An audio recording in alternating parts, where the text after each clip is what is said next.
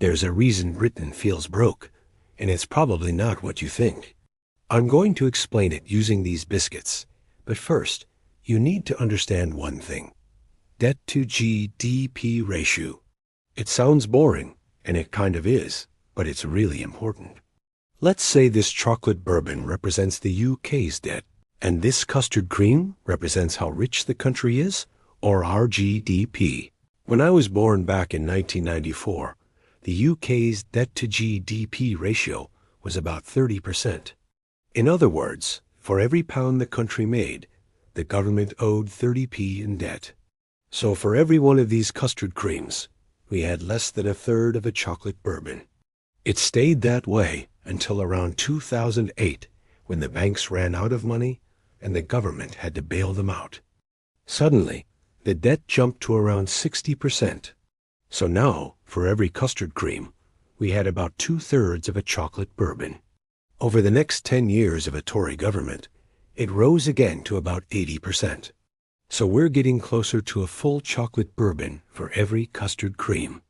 Then, a pandemic hit. Nobody could go to work, and the government had to borrow even more money to support everyone. Today, Britain's debt-to-GDP ratio is about 100%.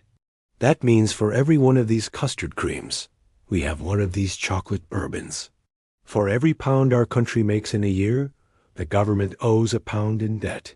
It's a 1-to-1 ratio. But here's the weird part. That's not even the main problem. If you look at other countries, France's debt-to-GDP ratio is 113%. In America, it's 120%. And Japan's is a massive 240%. They have way more chocolate bourbons than custard creams. So why is everyone so worried about Britain? What's really mad is that Britain is paying more interest on its debt than any of these countries. Why? Because the people and institutions lending money to the government aren't just looking at the total amount of debt. They're looking at how quickly it's racking up. Think of it like this. Japan is your mate who's always in their overdraft. It's their normal state. America is the guy who spends a lot, but he also has a great job and always shows up to work, so you trust he'll pay it back. Britain, on the other hand, was always the sensible one.